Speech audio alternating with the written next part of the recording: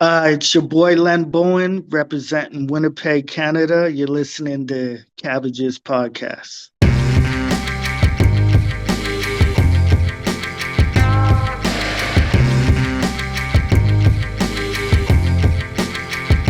Hi, Gary. You look like you have something to say. What the fuck, man? Look, you know I don't like horror movies. You know Yeah, well, yeah. like you know that right off the bat. I didn't know this was a horror movie when we went into it. I mean, it's a horror movie. I should have Yes. known I was gonna have to do with it. Like at some point this season, I was And gonna it's have to watch a cult horror horror movie. too, which And low budget cult horror. yeah, It's a yeah. whole lot of like so and There's a lot of say words there that you don't like, and they're in succession. They're all it's part just of the like same movie. this director, the director of this one, we're talking about Dark Match today, which means nothing to any of you, I'm sure. But Dark Match is directed by this guy Lowell Dean, who has done like multiple zombie movies. Multiple zombie And movies. I like zombie movies. It's like one of the Yeah. exceptions for me. Like whether it's the Romero stuff or 28 Days Later, I you didn't know know, this about you. That's why you do a podcast. Get together with people and do podcasts. You learn so much about two or three people. I like I like a genre film. And I like a zombie film within this, but I don't like Mm. horror films generally. So like I was not prepared. Uh, I knew I should have been ready to have to watch something I like knew this this was this going to be season. bad because it's like made by Shutter, and Yeah, there's a lot of things that are working against it right off the bat. for But I sure. expected it to be entertaining because of this dude. And that's the thing for me. Like I know I did some research and I looked up his stuff and like, okay, Chris Jericho. Okay, got it. Chris Hmm. Jericho, and he's got a connection to Canada. It's a Canadian film, and like it all Hmm. sorts of makes sense. But then I'm just like, I don't know a damn thing about this guy. Like, what's the deal with Chris Jericho? Wonderfully talented wrestler, kind of could carry any match. Can also will job for people. Just a consummate professional, multiple time champion. Uh, Charming personality in the ring. All the in the ring boxes are checked with Chris Jericho, and it's like this era here. At the time it was happening, it seemed kind of dumb and cliche, but he basically his gimmick for a while, like he changes gimmicks a lot, Mhm. and his gimmick for a while was that he just walked around with a list of what he didn't like around that place, and he would just write it down. And each time he did it, he was like, you know what? Use the list. And he'll write it down. And every time he did it, the crowd would pop. They'd be like, yeah, list, hell yeah. Like it was so stupid, and it's so prototypically wrestling stupid that we ate it up. Sometimes things are so dumb and wonderful, you can't help but cheer for them. I could bring you a million examples, but and by the way, this movie would be on the list if he was still making the list. He'd be like, yeah, I'm going to go ahead and write that down. He kept a really boring era to me. He was the only thing that kept me at all interested. He's certainly not an actor that kept me particularly interested in this movie. I'll tell you that. He's not a miracle worker. That's for sure. This thing was a piece of shit. We've watched some pretty bad WWE movies. This isn't even a WWE movie. It's a wannabe WWE It's movie. it is better than the WWE movies we've watched. Is it? I feel like it's Yeah, on par with them. I don't think so. I think I it's a cut above. But boy, we're talking about the lowest of the low. God, It's better than the lowest of the low. This is leagues better than bending the rules. ugh, I forgot what Which, when bending the all is said rules. and done, when the dust settles about this podcast and we keep it or drain it or whatever, you know what I'm saying? Hmm. That one will go up there with the top shitty films. This won't, We'll see. Maybe our which guest can is provide not some really insight. much of a compliment, Gary. No, it's not. You're not saying much. I did Maybe not like it. maybe our guest can provide some insight. And maybe Hopefully, our I mean guest he's liked it. look. It can't be another gloom fest, man. We've got a legendary Canadian rapper on here from Winnipeg. We got Len Oh Bowen on the yeah. show today. This is gonna be a lot of fun to have him on. I'm sure he's got a perspective on this. I mean, at the very least, he has to be able to speak to, really whether or not we're crazy for being so down on this, Mm. right? I mean, I'm sure there's some bright spots, but who knows? We'll see what he has to say.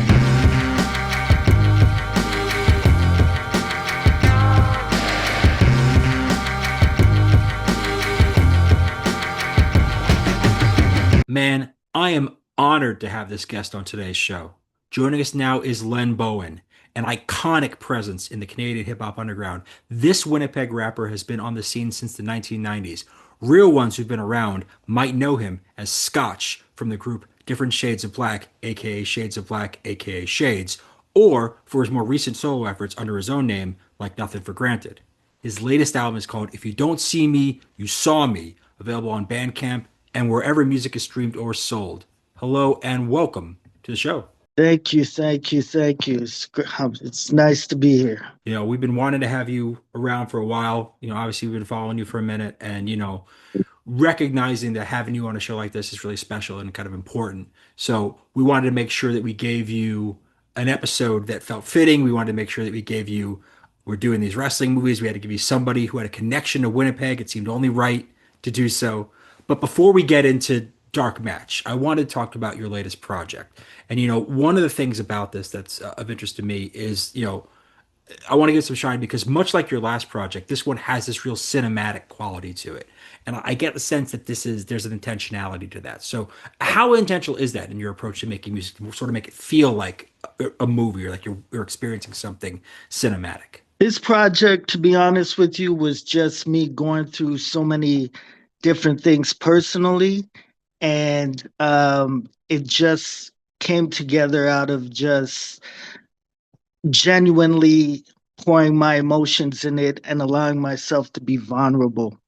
Um, yeah, it just sort of, I was recording tracks, I was thinking about everything I was going through and just writing records as they came about, as they came along. So it all just came together really organically. And then you also have these really cool guests on the project. You've got Deja SB on Angels, who's been on this show before. We're big fans of. We did Space Jam 2 with her a couple years back. Okay. So she's been through this ringer as well. How do you sort of, because of the way that you're talking about this as a vulnerable project in a lot of ways and the way that you're kind of working, how then do you decide how to bring other people into this and help them understand what you're trying to convey? Well, I'm really, you know, I watch what's going on around me as far as, the internet, social media, what other artists might be going through that I follow.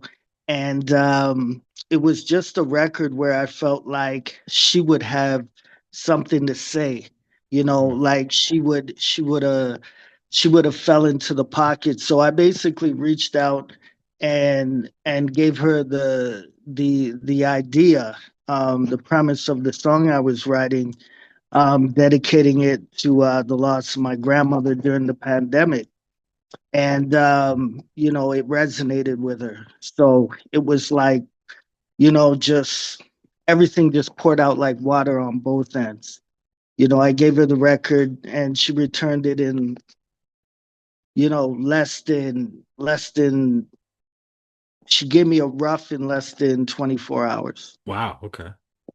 That's Yeah, great. and I kind of felt like the minute I got Deja on board, that was exactly what was going to happen. I felt it. You hear people talking, giving testimonials, and just you can see it in an artist and just a person in general's face when they're going through things. So I just knew it would work.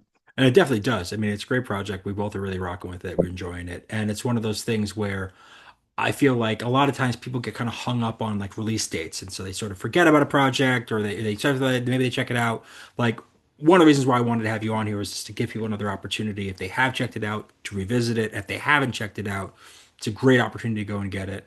Again, it's everywhere you can find things on streaming. It's definitely worth people's time, I would say.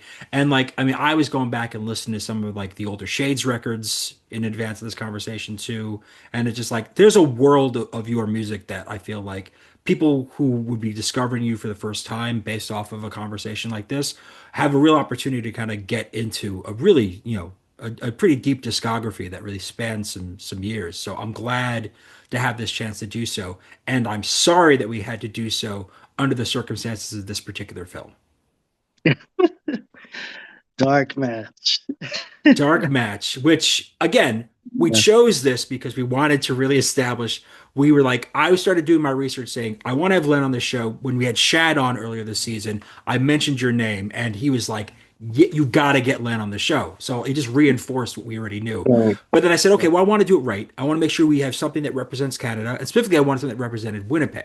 So I'm like, either the film has to be based in Winnipeg or has to have been filmed there, or maybe we can find a rapper who happens to have been from. And sure enough, we get Chris Jericho, who, while he was born in America to Canadian parents, he then Right. moved back to Winnipeg as a child and basically lived there until through college. Before then, he went to go study under the Hearts to actually get into wrestling properly. So I thought we had it. I really thought we had it. And then I started watching this film, and now I have regrets, to say the least. Yeah, it was a crazy flick. Wow. Dark Match is the perfect title for that movie.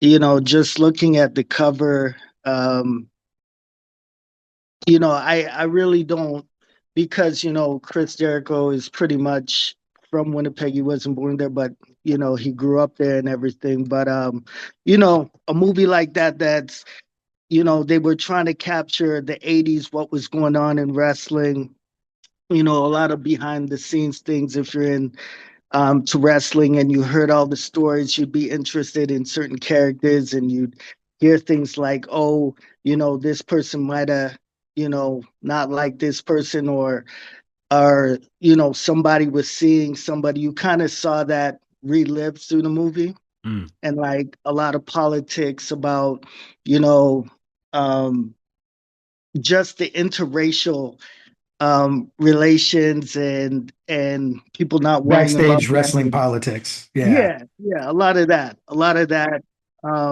So once I kind of just put myself in the mode, like, okay, this is supposed to be based in the 80s. So if it looks a bit gritty, the lens and just how it was all put together, it made sense. As the movie progressed, yeah, in my opinion, it got better. It got better, you Hmm. know. So, but it was I still really dark, too Jeff, I think dark. you have an opposing viewpoint on how the movies changed over as it progressed. My That's answer is this. your answer is the bong hit. Before we get too much deeper into this film, Lot of- were you have you ever been much of a wrestling fan? Has wrestling been something that you've been down with or paid attention to at all? When I was a kid growing up, I used to watch wrestling with my grandmother. So Hmm. she kind of got me into it. So going back to AWA days, WWF, um, WCW. Yeah, I was a fan back then when I feel like there was authentic characters, original characters, And kayfabe um, existed more, and yeah. Uh, colorful were you costumes. around for any of Jericho, or were you out by then? A little of it. I think I was pretty much out once, yeah, like once The Rock and Stone Cold and Mark Henry, Attitude that Era, whole sure. era, I was like, everybody's wearing black, the personalities were gone, and, you know, there was just too much dialogue. I wanted to see wrestling. I was like, yeah, Fair I argument. think so. Yeah. Um, Yeah, Jeff, you're the kind of the expert on some of this stuff as or resident well, expert. I So watched a like, lot of Chris Jericho. I really, really, really liked Chris Jericho. hmm, And if you were to press me for a top 10, it'd be really hard to leave him off of that list. I think he's oh, okay. a Wow. gifted, he's so gifted on the mic, which does not come off in this movie whatsoever. No. These like planned, long, slow, plodding speeches, and then the match at the end really doesn't at all uh, represent Chris Jericho. I mean, Hmm. he's lively, he's funny on the mic, he's like good at insulting people and good at doing it like fairly quickly. He doesn't need 20 minutes to make a speech usually. He can come out, get to his points, make people mad, match gets sets up, let's go. Yeah. Um, Technically, I mean, he was fantastic. He could do any hold, anything, everything looked very real. Everything is very like it's just in a way to me, he would have succeeded in an earlier era even more than he succeeded now, and he's considered one of the bastions of modern era wrestling, like from attitude to ruthless aggression, and then being there at the beginning of AEW, the first serious offshoot from WWE, and Mhm. since the WCW got bought, essentially. I mean, he has such a long history. I mean, well, He's been again, in everything. like he was in WCW back in the ECW. He won the undisputed WWF championship once. He had the WCW World Championship twice. Like he's held intercontinental championship 9 times. Apparently, that's a record. So Where like, Cena and Flair are your sort of standard bearers for holding the belt, yeah. like they were the champions. You could do that for Jericho, but like with leagues. Mm-hmm. He's wrestled everywhere and he's wrestled everyone. And for the most part, in the ring, there are no real complaints. Mm-hmm. Like, dude was a consummate partner. I remember hearing a really funny story about him wrestling Shane McMahon, Mm-hmm. who by all accounts was like a giving wrestler. He really went out and like his character took some wild chances and he really put himself in harm's way to sell a match. But in that, he was also a little rough. And so he faced off with Chris Jericho, I think the one and only time they were ever in the ring together. Mm-hmm. He like really hit him in the face, Oof. like hard. Not unlike what happened in this film a couple of times. Like he really fucked him up. And Jericho's reaction was like, dude, settle down. Okay. It's the beginning of the match. There's no need for this to go crazy. Gets hit again. I forget exactly how he gets like what they call receipt in the biz. Yeah. I forget how he got his receipt, but he did it and he looked at me and was like, calm the fuck down. She was like, got it. Like, my bad. Like, holy shit. He was like, yeah, dude, like it's cool that you go through a lot of tables and you sell and you do your thing, but you're not going to come out here and disrespect me. Mm-hmm. I don't care who your dad is. It was one of my favorite stories of his.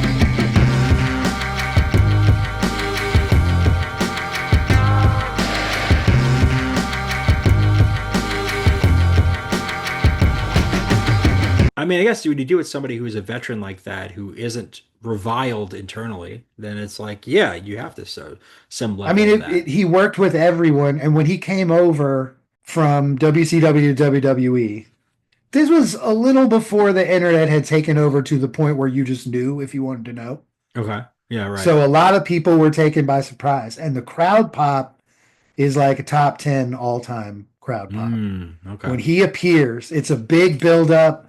They had this like series of videos beforehand that like hinted at a new wrestler coming out, and then it's him, and the place went nuts. And the I remember I watched it and it was incredible. And then like the reaction from all the dorks were like, "Oh my god, Jericho!" I'm like, "Yeah, yeah, yeah."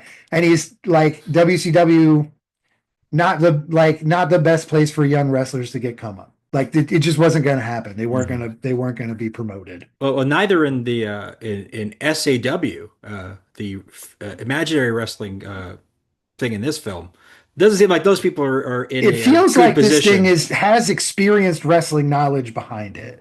It Yeah, feels like it does. Yeah.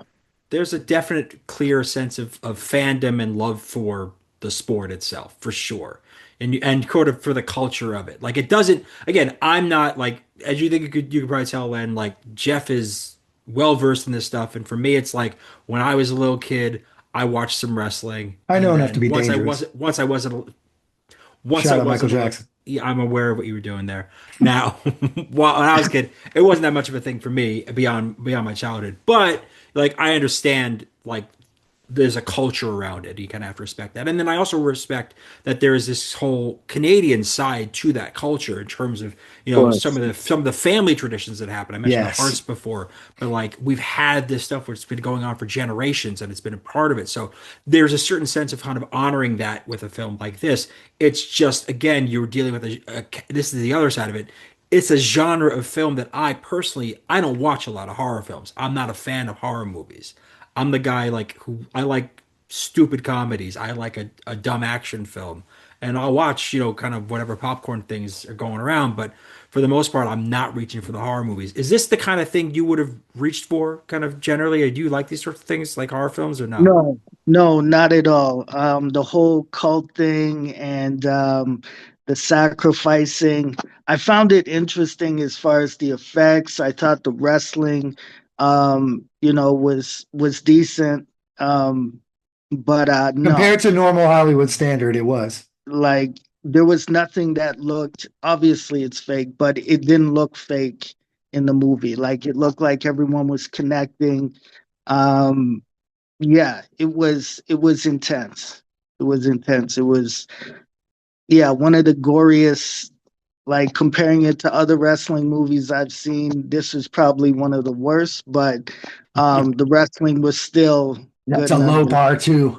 But yeah, Yeah. we've been the thing is we've been doing this now. We've like gone lower, much lower than this. we're like already this we're on season. the Yeah. back half of a season at this point in terms of what we've been doing. We started this last year, and like we realize we started with No Holds Barred, the Hulk Hogan movie, and that's some Okay. of the worst wrestling you're gonna see on screen. Like it's It's like it's crazy. Like you've got the biggest wrestler still to this day, one of the at least top three all time. By like everyone has seen this man wrestle. people who don't know about wrestling We're know not who actually Hulk going to Hogan make him is. wrestle at all. Yeah, We're just going to Yeah. have him like fight with giant weird weapons. it's so weird. That movie is. It's the We don't have weirdest. to dwell on that because thankfully we didn't watch that again. But I'm just saying, like, yeah, I think They the wrestled in actual this movie. match, I think the matches in this, while disturbing, certainly, didn't feel fake in the way that sometimes when we watch these things, because you were at that point in the film, you're like a half hour, 40 minutes in, you're vested in the characters to at least to some extent. You don't want these people to be harmed because you know that they're not really bad people. In fact, despite the fact that they're heels in wrestling, they just seem like good people who are trying to just get through when they're doing a thing that they do for work, essentially. Yeah. Like Misbehave is Yeah. immediately a great protagonist because you feel for this character. Hmm. She's laboring in this sort of dead end position. She doesn't get the respect that she wants for. She's not getting the Hmm. title shot that she wants. It would Yeah. help move her career up. And she's sort of kind of stuck in this rut. And there's no really way to do it, but she's compelled by what most of us are compelled by in life, which is um, money for survival and recognition of some sort for what we do. So Yeah. I found that immediately relatable in a film where I feel like in a lot of horror films, characters are very one-dimensional. And thankfully, there are plenty of one-dimensional characters in this film, but Misbehave, she's not one of them. Right. She had a great name. That was a great name, Misbehave. It's like a double entendre. I Yeah. thought that was cool. And again, yeah, just going back to her relationship with the character behind the scenes and just how she pretended like, this is just what it is, we're smashing, but then she catches feelings when, she catches him doing other things. And yeah, just She was pretty terrific. yeah, Just from the acting standpoint, she understood the wrestling terminology, used it correctly, yeah, used like emphasis on the right things as far as the Mm. business was concerned. Uh, like really carried a lot of the movie for me. Also, I think was like pretty good at being high, acting high. The scene with it. You know what I mean? Yeah. Like if she really got like if they put some stuff in the weed, which I believe they did, Okay. and we can get into the cult We're gonna stuff have to because get I'm into this. super ready to talk about the cult. We're nearly there. What was most impressive to me was like with the ring work and the understanding of the language, this was like really true to trying to be a real wrestling story. Yeah. yeah, Almost like realistic in how fake things were. You know what I mean? There's also something about this as somebody who watches a lot of dumb action films. There's a certain plausibility. I know we were talking about a film that ends on a very absurd note, um, Are you but, sure? but there's a plausibility to the idea that these people could combat this cult. That these people are in physically in good form, have Yes. experience in fighting, even though there's performative aspects of it. They show from the very beginning that these people can like she can hit. Like this Yeah. is not going to be She whatever. can hit. She can hit. Shout out Tim Robinson. But like even when I think one of the best characters, probably the best character of the film, Enigma Jones, Yes. who is a Canadian professional wrestler, Mojibari, when he does, there's that one scene towards the end where he does this flying kick to save her It's the life. kick that killed him, the killer kick. The killer kick does this thing, and I'm just like, even though in most films I'd go, that's fucking ridiculous. I'm like, no, in this film, they have set this up where that's plausible, that's viable, which Yes. I have to give them credit for. Again, Absolutely. not a They fan of treat horror, but my wrestling with the God. proper respect. The cult part, I feel like we got to get the cult part out of the Okay, way. I mean, look, But I'm happy because that's where I think we quoted out some positives here. We put out some things we like, but We then there's did. aspects of this that are kind of like, ugh. the So cult let's begin. aspect, I just want you guys' opinions on this. Okay. Did you know they were in a cult? Or when did you find out they were in a cult? When did you figure it out? The party. The actual cultiness, the party. Okay. Yeah, the party just gave it away. The symbolism, that sign that I can't remember the name of the character who got branded. And Oh, you mean Rusty Beans? Yeah. Rusty Beans. right. What you talking about names in this I film? wanna know- Rusty Beans, my God. I want to know what world, like this is when I figured out it was cult. Yeah. What world do you need to drug Rusty Beans for him to like hook up with two hot chicks? I guess you have to incapacitate him to Why some do you extent. need this man incapacitated to like do your thing? He would offer whatever it is you're asking of him, he would offer it up freely. I'm just saying. Yeah. Like the drugs were unnecessary. Have some confidence But in yourselves, women. so this is where I was like, I didn't. I tried not to read too much about what the film was about before we watched it. I knew some extent, and I knew it was like wrestling matches, but deadly. I got that before anything else. I didn't know what the term dark match was before I watched it, and I found out later through the movie and from Jeff using his knowledge, weaponizing it, I would say, in some extent, was that I'm so that sorry it's- I helped you understand a wrestling term. the movie was going to explain it anyway, Jeff. I didn't need Doesn't you to tell matter. me. How did I know? I'm not going to seek this thing out if it weren't for the pod. I would never watch this piece of shit. So anyway, I sort of got there like when they got to the place and they're like, these guys have to be either Jesus freaks or like hippie, like what's the like these freaks or something, or they're like whatever. So like they're setting that up for you, and then you get there and the food's all hot dogs and French fries. I swear one of the characters says Frenched, not French, and I'm like I thought I heard it. Both It's under you dispute, but it I- sounds like it. Now I said French, so that really got to me. That really bugged me in some way. It really Like that, sounds I'm like, like it. only a person in like a religious cult is going to say French. Like it's just like you weren't raised. Was that your in moment? Was that society. when you realized they were in a cult? Yeah, and then like the fucking the drugged green drink stuff. Like that's just the classic Jim Jones Kool-Aid stuff. It's like Okay. the drink. Now okay. for my follow-up, which is a lot trickier a Oh question. God, there's a follow-up question. On There's a that? follow-up. Okay, When did you realize Kate the Great was in the cult? that's the question. When did you figure it out? I'm going to be transparent and just say, and then Len, I'd love to hear your thoughts. We watch these twice. So what we do usually is like we watch them. We don't watch them together. We're like on our phones. We watch them simultaneously and like text at each other with the shit that's going on. And in the first viewing, I did not fully realize. And again, as you could tell from the bong hit earlier, we tend to watch these pretty high, and I didn't quite gather in the first viewing that Kate was in the cult. I didn't either. To be honest, I watched the flick with my girlfriend, and she said Jericho is her father, and I said what? And I said, oh, it's all making sense now. And that's when I really was in. I was like, oh, okay, and I was like, okay, so she lured them all here. Yes. Yeah. Yeah, she So- like scouted this thing Yeah. and we're like, they're perfect. They love the sport and they want to do things for money. Yeah.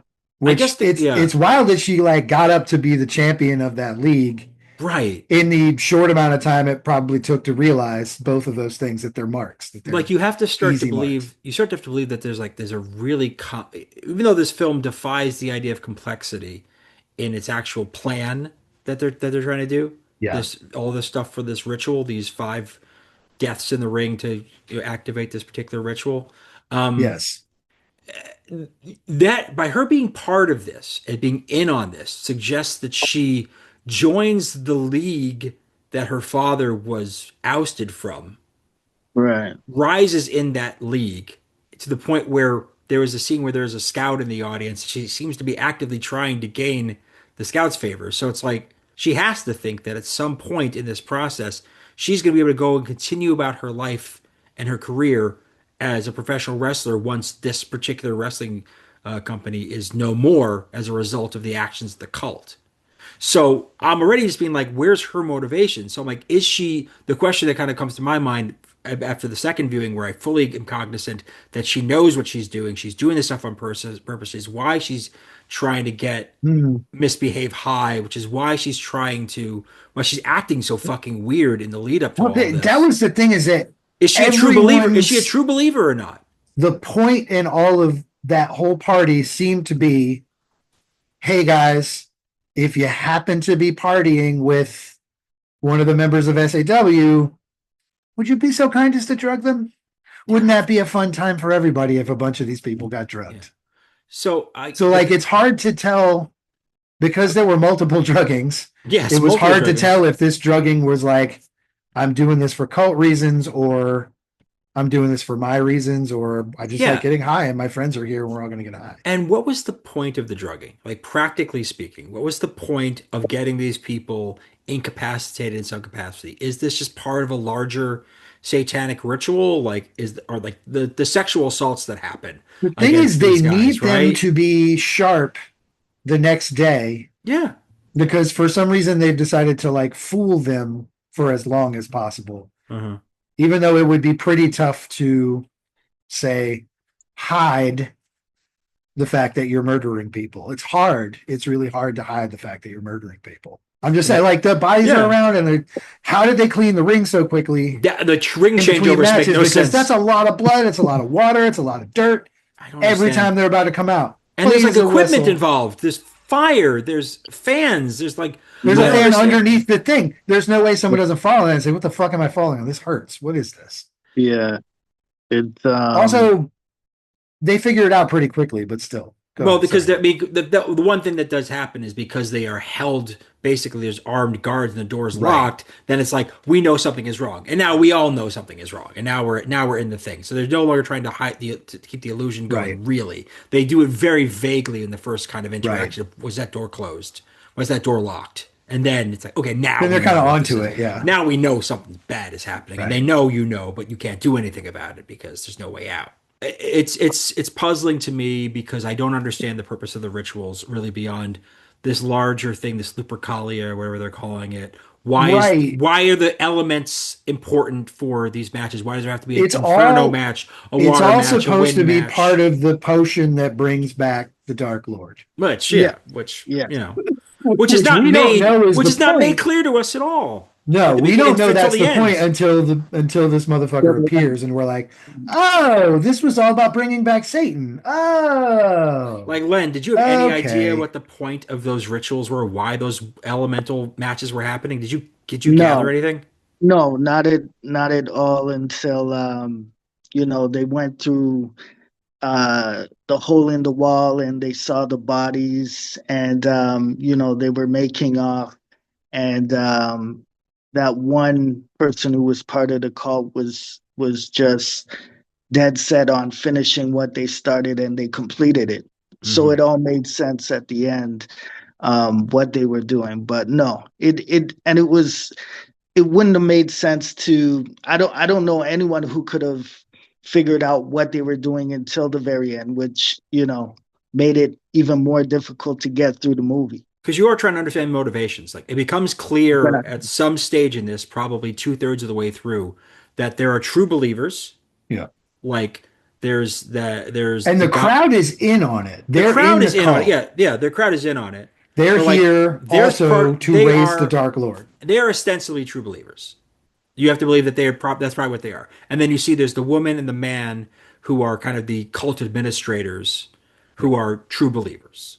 That's definitely what's happened there. But then you find out that Chris Jericho's character, the prophet, the leader, he is not a true believer. That Right. he is, like so many cult leaders, a huckster in it for a buck. And the filming of these dark matches, which again, a dark match by definition is not one that's filmed. Right. So it's you get Right. And sort they of pay that. respect to that when someone comes in, like these matches aren't dark. Yeah, yeah. When Someone's no, filming. Yeah. when misbehave comes back from her match and Right. survives, she tells them these are not dark matches being filmed, Right. and then it's like then it becomes clear of that, and you've got the backstage stuff, or sorry, the control room filming. So like, okay, I Mm. now understand Chris Jericho's motivation. That becomes clear. It's about revenge, but like you don't really understand why the cultists are doing what they're doing. But I think what really drove what's on both viewings, there's one thing that really like got me, and I sort of felt like it was speaking to two things. One, to that of what these cultists believe, but also to sort of the racial realities that were being brought up throughout this. That Yeah. these people were like essentially they were white supremacists as well. Like on top of their Satanism, there also is an element of white nationalism or white supremacy in them. And that's when Misbehave comes out for her match Mm. under duress and comes out to silence. Just nothing. Like not even booze. No Not coughing. even nothing. Like nobody was coughing. Nobody like dropped anything. They like It muted the was movie. dead silence. Yeah.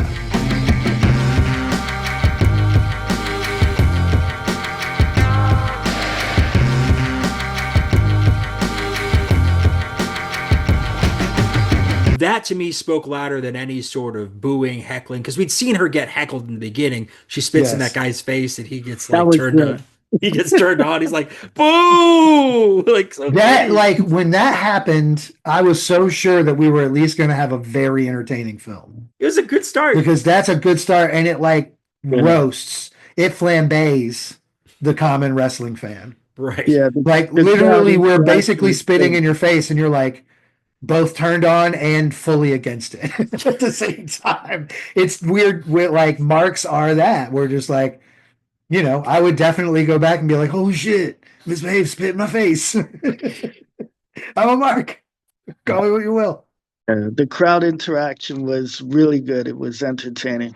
The way they'd zoom in on the crowd and, the wrestlers would be, I've never seen a wrestling movie do that before like that. So that was cool. Yeah, like it pays attention to those people. Again, there's like funny things about those folks. Like once you realize, and again, it's more clear on the second viewing for sure. It's like, okay, everybody is white. Everybody there is white, and you've got a lead cast that has some diversity, and you have some interesting dynamics at play. Again, the interracial relationship between Misbehave and Mean Jolene, and then SAW was a really balanced company. like I'm saying, like it's what they're doing, Yeah. but then you get to sort of this like stereotypical idea of what a wrestling fan at that time might have been, and it's like this sort of kind of backwoods, yokelly sort of thing, and then it's like, okay, these guys who are like, they're racists and they're Satanists and they're genuinely bad human beings. But I think the best part about it, because what I always enjoy is when a film reveals a film that does cover in some way white supremacy or white nationalism finds a way to show these people's cowardice in real time. I really enjoy that because when you see it like happen, like when a white supremacist is punched out on social media, they're sort of just like yeah, that's what's going to happen. These people are just talking shit. But then Right. in this film, it's like these are Satanists. Like they've witnessed an inferno match where these things go up in flames. A man burns alive. They've witnessed, Yeah. people beating themselves to death with, glass and like horrible things like that. And then the venue catches fire, and all these Satanists who are going to spend an eternity in hell. That's kind of the deal. They are They can't like wait to get out of there. fire, and they all start They're running out. deathly afraid of fire. Like, which is just like great, exactly. Like you guys are just a bunch of pussies at the end of the day. You're nobodies. But that's true. That's real life. Yeah, I Having been like that. close to or kind of involved in a number of culty activities in my youth. I'm sorry. What are you gonna do? They're people too. They when it came down to time to do whatever the fuck was going down, no, you're not gonna find any of them there. Yeah, They all would have run from. I don't think they would have embraced Satan. yeah. Well, it's like the true believer. He's just like, stay, don't leave, and it's like shooting at them. I'm like, I don't know what that's Yeah. going to accomplish. Like, they're gonna run from gunshots, not go back to their seats politely. Like Mm. I have never been in a situation where shots ring out, everyone just like behaves in an orderly fashion. I'm sorry, it's Do not you how think shit the works. original? Do you think the original cult, like everyone was going to go outside and say that thing, like the scripture that she? I'm sure that whatever happened Do down you in think that they were to basement maybe with the stand in a circle and whatever was maybe happening in that shout it? shouted out Maybe loud. shout it, shout it, shout it out loud. What if you haven't picked up? Jeff is referring to the soundtrack of this movie, which includes the Kiss song "Shouted Out It Loud." has two Right. like certified bangers. It's got Shout Out Loud, which is one of like three Kiss songs I actually like. And then and two. and Troopers raise a little hell, Well, that's true. So three certified jams. which is Because a also Canadian hard rock Cameo's Word classic. Up. Yes. Oh, Cameo's Word Cameo's Up word is in up. it for no reason whatsoever. What? Totally unnecessary. And Why it Made was is no word up in sense. this awesome. movie? It was awesome. I mean, I'm glad Cameo's getting paid because, like, look, Cameo is somebody like Cameo's music is the kind of thing that, like, back when I drank, if there was a jukebox and you could put money in and a Cameo song would come on, I was putting a Cameo song on No shit. reliably. It would be Wow. Cameo, like Cameo and Ready for the World were like two artists who I would almost always put on in a dive bar jukebox, guaranteed. Especially day drinking, because it's like you That's just got to keep it crazy. going. You got to keep it going. I don't play like that anymore. But when I used to be that guy, I could tell you it was real joy to hear Cameo. And so in this movie, I'm like, why is Cameo playing in this moment? What Made no reason is sense. this? Like you have a music budget clearly because you have like artists who've Yeah, had yeah. songs, and it's not just like an obscure song by the artist. You have songs that are recognizable by these artists. Like Troopers, Raise the Hell is like their biggest hit. That's their biggest hit. And it's a big hit in Canada. And this is a Canadian film production filmed in Edmonton. And the director is from Saskatchewan. Like this is I think it's totally. safe to say that Word Up is Cameo's biggest hit too. And Word Up is, I mean, I would say, I mean, Candy is great, but Candy is probably number two, I'd say. Oh Probably. yeah. I mean, come on. I mean, Candy is a jam, though. We No, don't I'm not. disrespect No, I'm Candy. no disrespect. There's no disrespect being sent to Cameo. Were you surprised by some of the music drops in this, like we were? Absolutely. I didn't know what was going on with the music selection at all, but I figured maybe it was just something where it was just they were trying to be funny or just make it awkward or I don't know. But yeah, it made no sense. Well, Jericho they missed had a the big chance, and budget. maybe his band wasn't around yet. But I feel like that's a big chance to be on the Well, I mean, soundtrack and in the movie, which is I the don't know, double dip, like, the classic double dip. like Fozzie's not period for that, obviously. Like Fozzie was like, but like they seem to be interested in keeping the music from that era or earlier, right? They Yeah, I don't guess seem to so. be like trying to put modern artists on there. They didn't reach out to Len. We know that. No, no, They reached out to Len, so they no. figured like they were. I think they were going for a certain thing with that. We're like, and Mm. again, I don't know. Is he still doing Fozzy? Is Chris Jericho still have a band? Is he still doing that, or is it like, I mean, he wrestles, so like once in a while, Fozzy will play shows central to where he needs to be for his uh, next yeah? like I wouldn't be thing. surprised if he does like those like summer European I don't rock know and how metal long it's been since festivals, they but played a show, like, but like whenever he comes out, the song he comes out to is Fozzy, the yeah, classic double that makes dip. sense. That makes sense. And Yeah. the whole crowd just sings it to him. And I myself have sung that song at him in a giant crowd more often than I can probably remember. I have screamed the lyrics to that song, which I can't recall unless the melody's on. But as soon as it comes on, I will the whole thing. I'll just scream it at you. Lose your voice.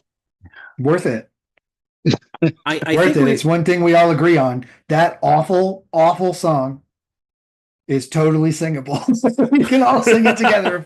If we band together, we can sing it and they'll turn it off. I couldn't name a like. You gotta understand, Len, like we both have spent a decent amount of time kind of in the rock and metal worlds as well, and like I couldn't name a Fozzy song if I fucking tried. Nor could No, Not I. a one. And no. I've probably even seen him live for all I know.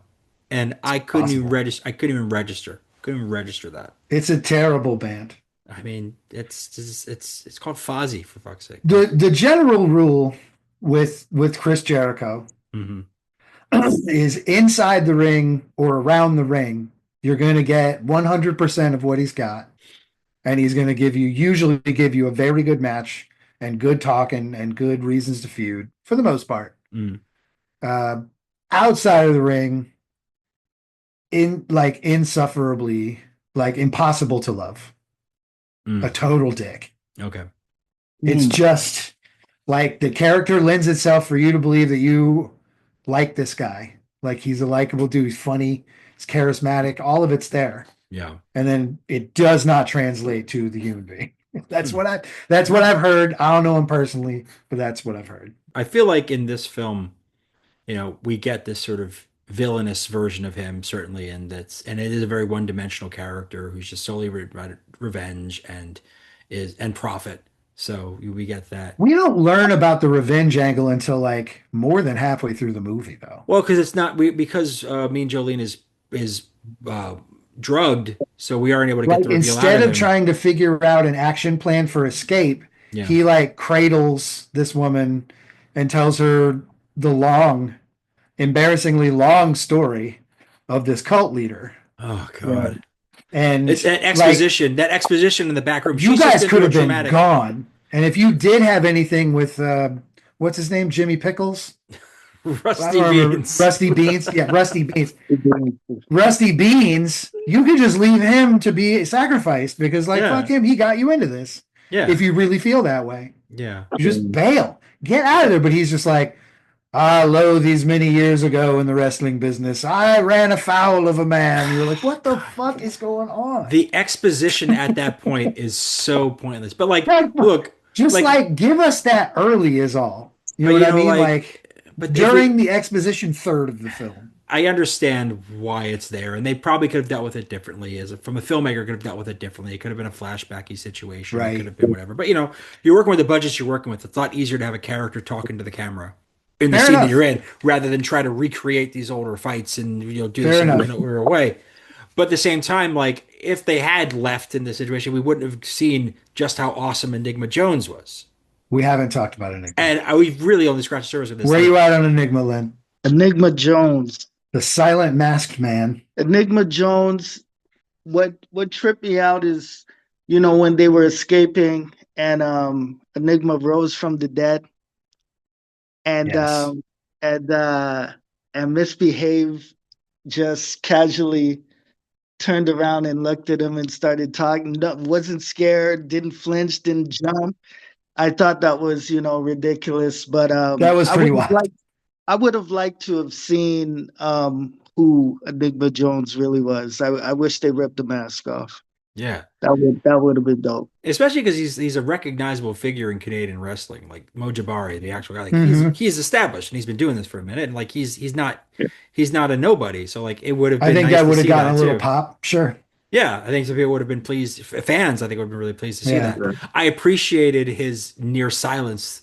Otherwise, he has one line of the whole film, and it's kayfabe, which is just kind of perfect, just to be like, I let them think I was dead, and she's like, respect, doing the bit, and she's like, respect. Oh my God. Well, he's like, I'm not giving. He doesn't give it. I'm in it all. I'm in it. Yeah. My character never dies. Yeah, and we get the best scene with him. I mean, there's a lot of good things that he does, but the best scene with him is when he gets to the control room, armed to the teeth, and just is just wordlessly being like, turn this shit off, shut this shit down. And then when they refuse, he just shoots the whole thing to bits. Yeah. Which reflects a scene that we saw in another movie this season. We watched a Stone Cold Steve Austin film called The Condemned, and the exact same thing happens in that movie, where there's basically it's the same sort of thing where people are being killed in this, basically setting killers against each other in this place or whatever, and they're being filmed and live streamed. And so one of the guys finally gets into the control room and then kills everybody in the control room. So we're used to that sort of gratifying bit at this point on the show. It's weird that we've seen two movies where the same thing happens. True. I will admit, I mean, it's kind of strange. It's almost because he doesn't speak. That's really the only difference between the scenes. True. Vinnie Jones talks in The Condemned, for sure. Because he gives a speech, and then there's other people are trying to plot. Nope. This dude's just like, so Oh man. And we get that like he's been doing this bit and this character the whole time, and like even when everyone's lives are in danger, he's still like committed to this character, which is just really something. And I He's the think hero of this film. for He sure, also saves Misbehave yeah, who then can go with on a and save New stunning, Jolene for having lost as much blood as he had so much. and for having the wound that he had. That was the most beautiful. I mean, like, he sold that missile drop kick. Hmm. That's a beautiful missile drop kick that lands square and true, really turns the tide of whether or not Chris Jericho dies. I guess that's one thing with this film that's sort of the suspension of disbelief stuff is that I sort of knew that they gave us enough of these characters that I knew that like okay, I kind of knew who was going to survive in this movie. Not everybody. I'm not saying I'm 100%, but usually it's just You knew like, Satan was going to live through the movie. well, no, I knew that Enigma Jones was going to have to sacrifice himself because I knew when they dragged him out of the ring, he wasn't dead. They left that too much of that open so You that way they knew. could pull it off. I knew. I'm like, that guy's not dead.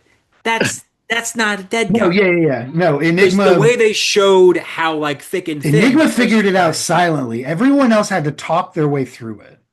They had to be like, well, if they're doing this, they're going to do this. And then they were like trying to figure this thing out. That guy was like, he aims to kill me. So I'm going to give him what he wants. Mhm. And then once they take their eyes off of me, I'm going to go find my friends, get the fuck out of here. I knew he wasn't dead, but I knew he was going to die in the film because he was the kind of character now who was going to sacrifice himself to save someone else. And I'm Yeah. like, you're not going to kill Misbehave because you've created too much goodwill around her character. They lost the best wrestler in the company when he died. Right, That's all I'm exactly. saying. I mean, I don't think we should be worried. I doubt the future- company survived this. If they did, the HR department's going to, boy, they're going to catch a lot of hell for this. The Jeff. SAW. Jeff, you're talking about the company, whether or not it survived. The end of this film, Satan rises from the ground to face I'm just them. saying that's another thing for the HR report is like you guys they got sent all the way out here, and I had to battle the Dark Lord. There's a big assumption there that they make it back to. I mean, we have For those of you- three injured people in this For those of scenario. you, Badly injured. and some of their best wrestlers. For those of you who, and I applaud you, aren't going to watch this film. This whole movie, even though it never tells you as such, is about raising the devil from the underground, from the The point of underworld. all these matches, these rituals, is that. That's the whole point. When the devil comes out, you're like, oh shit, this just got interesting. Film's And- over. Yeah. Goodbye. It like mercilessly is like, you don't get any, like all this fun stuff, that's not for you. You get the lead up. My question is, I'll direct this to Lynn first. Okay. Do you think this was meant to get a sequel? Hell no. I hope not. No. Where that the devil is above ground, though. It's not about wrestling anymore. What you're pointing out, Jeff, is the same problem that we had when we watched years ago Ghosts of Mars. Yeah. Have you seen Ghosts of Mars, Len? No. Ice Cube and Natasha Henstridge are fighting some sort of possessed creatures, Yeah. aliens on Mars. And Ice Cube. Ice Cube, it's a John Carpenter film. And it's It's like John Carpenter's last film. until he came back many years later, but it was his Right, last right, film right. for like a decade. and a half. Many times, many years, yeah. And so it's not a good movie. I can't recommend it per se, but it has an ending that's great. Where basically like the film ends and it seems like it's had some sort of resolution. Our heroes have escaped, not everybody, but our heroes have escaped, and it seems Spoiler fine. alert. And then suddenly, spoiler alert, Ice Cube bursts in. The creatures from Mars are here now. Let's kick some ass. Let's go kick some ass. And like And Dr. the- Barrels and him and the It was guaranteed Let's there was go. going to We're like, be a next one. Like it was supposed to happen. film ends, and I'm like, I want this sequel, and it's I'm never ready for gonna them happen. to like, let's watch them battle these motherfuckers. I didn't want Ghost I of would Mars. I wanted Ghost of absolutely Mars too. watch. I would absolutely watch the like Halloween 2 version of this, where it starts right there. Right there. Right where they're about to battle Satan, and she's got a chain and no clothes on. And she's got a wound. At least Maybe one wound. Satan is so hot that she doesn't really need to. Like he's emanating enough heat to where she doesn't. That's not cold. I guess I don't know. Like Okay. it's the ending of this film, obviously, there's definitely the like the Ghost of Mars thing. It reminds me of I don't know if either of you have ever seen the movie The Gray, where Liam Neeson is in the wilderness, in the like snowy wilderness in Alaska, and he's fighting wolves. He's cold, and there are wolves after him. Is cold and there's wolves after him, like Grandpa Simpson. They so it's another film that like ends on a very dramatic note, like it's like right before the fight's about to happen, it fades to black, like right there. One of my And like, least favorite genres of movie. but like I'm like, no, I want to see this. I want to see Give the me showdown. the. I've waited. Let's roll. I've waited for this. Did you expect it to end like that when we finally saw that this was all about Satan and reviving him? And there he does. He rises up. He's right there. Did you think they were going to cut it then? It was perfect. I love movies that end where they're leaving you to draw your own conclusion on Hmm. what would have happened, Hmm. you know. I So just felt like I watched 92 minutes or whatever of this movie, and I'm like, what's five We more? couldn't get it down to 88. What's five more? Just to get right to that scene. I Like just want to see like I'm selfish. I'm how selfish. dexterous, how magical is this version of Satan? Yeah. You know what I mean? Like, is this because like look at that frame? Yeah. Obviously, it's going to be powerful. It's a large, muscular being, Yeah. and the tail scares me for sure. It's pretty But scary too. like, there are ways around. There are ways around this Dark Lord, Sure. unless Hmm. Dark Lord has like real power. Like, are we talking about a being that can shapeshift on command? We don't know. Yeah, we don't know if he needs to like charge up his energies now that he's in the human world. If he's like What going to build happens to his like energy crossing over? I mean, there's a lot of questions. a lot of questions that they could have answered by just extending this movie for like 5 or 10 more Do minutes. either of these organizations have HR? So many questions, I'm just saying we Gary. we could have gotten like a 10 Cloverfield Lane where a lot of things happen, and then you get a final 10 minutes of a film that you go like, okay, all right, we're here, or versus what we got in Len this case. disagrees. Len, you liked Len it. thinks it's a good ending. Len thinks it's a good I ending. like it. I think, maybe there was $20 left in the budget and they Okay. just said, let's wrap it up, Now, if we're going to talk realistically, yeah. It's the only CGI we see in the film. So everything else is practical effects, like the blood and Yeah, the guts and all that stuff. exactly. That's all practical effects. They use the budget. Like they only have so much money for Did a they use real sequence. flames? Were those real fires? I think they were No, real flames. I think I really? didn't they didn't seem fake to me, but I don't know. I'm I not don't an know. expert. I don't know. I mean, I don't think him. I mean, I think like when Lance Smashley, the wrestler who catches on fire because they intentionally spray him with a flammable Right, and hairspray. he just gets close to the fire and dies. Yeah, they did that on purpose because they were really just trying to get to the last You can match. tell. You can tell. Uh, That fire is real. That's Gummy practical Joe, what's his effects. name? Mean Jolene? Yeah, me, Jolene. Mm-hmm. Uh, I mean Joe.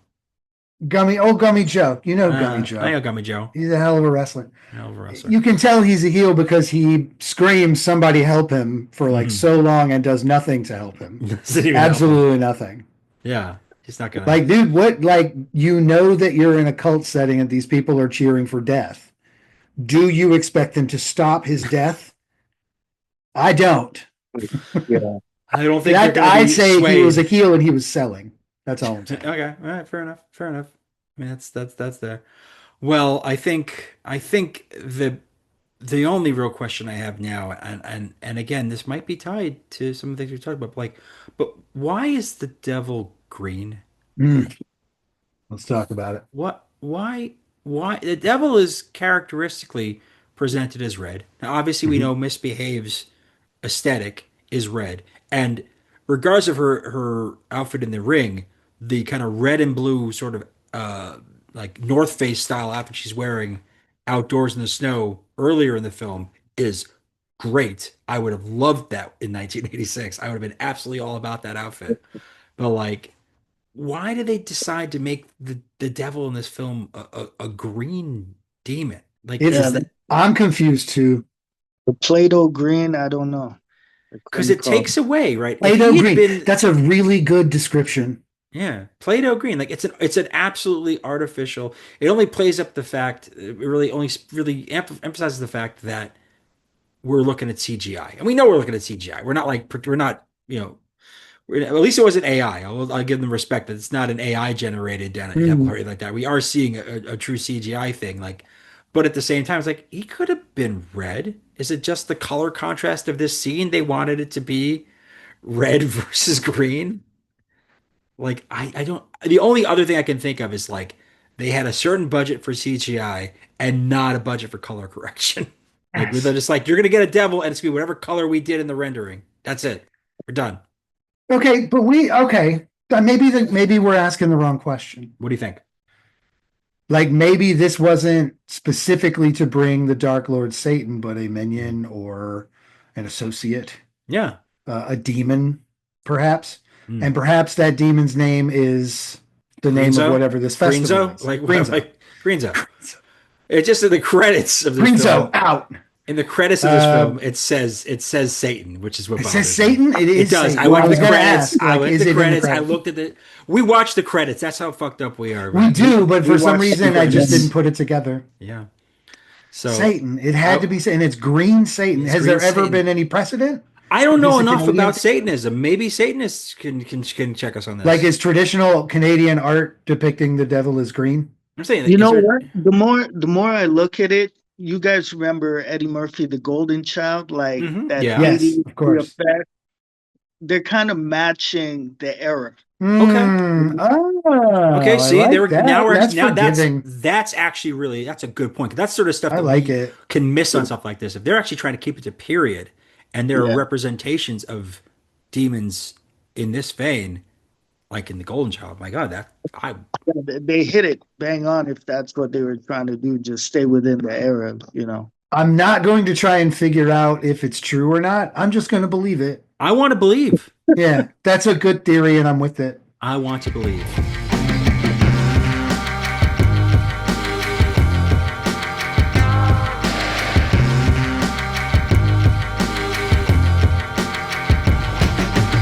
Hi, Gary. Here's the thing. Mm.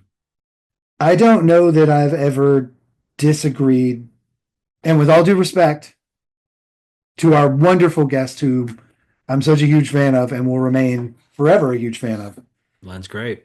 I disagree with this ending was good thing. I can't. We needed more Satan. I can't accept that. I understand why he felt that way, but I also Fully, and I recognize- respect the value of the opinion Yeah, for sure. I think But that it's other not one my is- opinion. My opinion is that we needed more Satan. We had a satanic cult Hmm. raise Satan from the ground, and the only thing we get from it is proof Satan is there. That's it. I'm wildly disappointed. If you're going to pay for any CGI, you may as well pay for a CGI Satan to, like, at least give me a couple of swipes with the, like, T-Rex arms. It's so abrupt because like these people have been through hell. Sorry to unintentionally saying this, but she had been through hell, and then suddenly they're faced with this demon who I don't even get the sense that the demon was necessarily targeting them, right? What reason does it have to? So already we're under this sort of like implausible thing where this satanic, or as the credits say, Satan shows up right in front of their van of all places. Not in the little area they created with No. stacked with dead bodies and fires and No. where the incantation was given. Classically, that's where they pop up. No, in the cold light of morning on the road Why there? Why against Escaping. these people? does not Because make sense. they did what was asked. Why are these the first three people that gotta go? So that's why I'm like, that's another reason why I wanted more, is because Yeah. it's like, help me understand what it is about these people who survived this experience that they have to be the ones to deal with this. Now, if there were a horde of demons who had made it from hell, if the purpose of this wasn't just bringing back, We don't know. one big All dude. we know is that Green Satan is here. Mhm. Green Satan is real. That's what we this. know. We know this. Satan is real. Can you at least, like, lower your finger or something? There you go. I think that my serious, first of all, Satan is real plays right as this thing ends, and it's the best, The maybe song, yeah. it's the best country gospel song maybe ever made. Mm. But having said that, like, Lord help me, I wanted more of the devil. The movie Because sucked. I feel like yes, I agree with you. I feel like the movie sucked, but again, Movie it's not a sucked. film that's for me in any way. It's not a film for We me. got I listen. We know. got to remedy this. Oh, we're gonna, and I know Are we? exactly how we're gonna do this. I know. I You got it all know figured out. exactly how we're going to remedy. I now understand. I didn't when we talked to Len, but now I understand why the devil is green in the movie. And I know why he comes up from the What are you depths. getting at? I'm What are you getting saying at? there's precedent for this, not just in The Golden Child, which props to Len for coming up with that. Hmm. There's precedence for green creatures rising from the ground, The muck? from underneath the earth. The ooze, you might say. I think, I think I have a solution that's going to make all of us very, very happy. But shh, it's a secret. It's the Cabbages Podcast Network.